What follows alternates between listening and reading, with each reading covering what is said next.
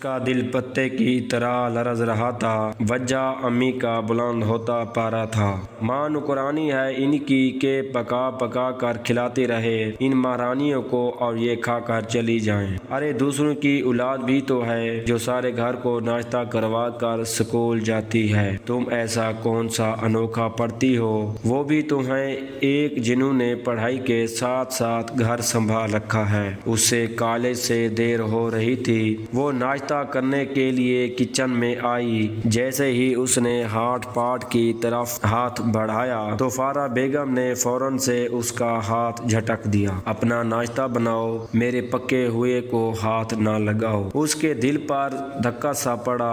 آنکھوں میں جمع ہوتے پانی کو پیچھے دھکیلتی وہ بھوکی ہی کالج چلی آئی۔ اور اب ہانیہ نے باتوں باتوں میں اس سے پوچھا، آج کیا کھایا ناشتے میں؟ پھر اس کا جواب نہ پا کر خود ہی بتانے لگی کہ آج میرا دل چاہ رہا تھا پوڑیاں کھانے کو، تو مما جانی نے میرے کہنے پر حلوہ پوڑیاں منگوائیں۔ پھر ہم نے گرما گرم پوڑیاں ناشتے میں کھائیں۔ ہاں میں نے بھی گرما گرم سلواتیں ناشتے میں کھائیں۔ وہ دل ہی دل میں کہہ کر رہ گئی۔ اس نے کپڑوں کی وارڈ روم پر نظر دوڑائی، گلابی رنگ کا جوڑا نکالا اور باتھ لینے چلی گئی۔ وہ واپس آئی تو سامنے امی جان کھڑی اس سے ہی دیکھ رہی تھی۔ اس نے ایک نظر اپنے سراپے پر ڈالی، پھر سوچا کیا ہوا، پہننے اوڑھنے کا تو بڑا پتہ ہے، نئے نویلے سوٹ دکھائی دے جاتے ہیں، بس ماں ہی دکھائی نہیں دیتے، ہم تو گھسے پٹے کپڑوں میں ہی سال نکال دیتے ہیں۔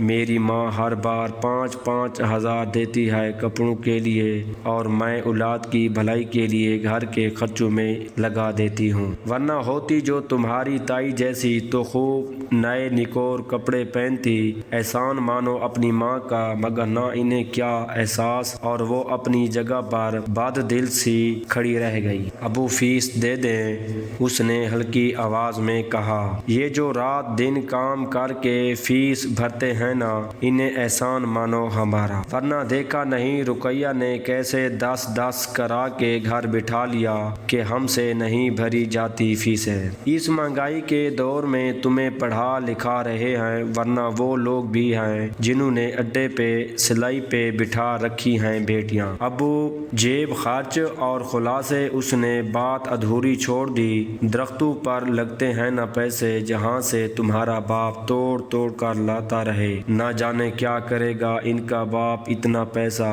لٹا لٹا کر۔ نہیں اگلے گھر کی فکر کرو، ہم تو انہوں نے نہ کل سکھ دیا ہے، ہمیں تو انہوں نے نہ کل سکھ دیا ہے نہ آج، شادی کریں فکر اتاریں۔ وہ دل میں اٹھتی ٹیسوں کو دباتی وہاں سے چلی آئی۔ فارا ذرا اپنی بیٹیا کو تو دیکھو کیسی پیلی پھٹک رنگت ہو رہی ہے، آنکھیں ڈوبتی جا رہی ہیں، اس کی کیا ہو رہا ہے؟ کچھ علاج کراؤ، کچھ کھلاؤ پلاؤ، جان بنے کچھ بیچاری پڑھائی کے زور تلے ہی دبی ہوئی ہے۔ ممانی نے اسے دیکھتے ہوئے فکر مندی سے کہا، ارے کیا کریں، اور اب اپنی استطاعت کے مطابق تو خوب اچھا کھلاتے پلاتے ہیں، باپ نے تو شہزادیاں بنا کر رکھا ہوا ہے، اور میں تو خود سارا کام آپ ہی کرتی ہوں، بیٹھ کر کھاتی ہیں، پھر بھی مریض، ارے یہی دیکھ لو بڈھے وارے سارا کام کرتی ہوں۔ لوگ کہتے ہیں بیٹیوں کی مائیں تو رانی ہوتی ہیں، نہ جانے کون سی بیٹیاں ہوتی ہوں گی وہ جو رانی بنا کر رکھتی ہوں گی،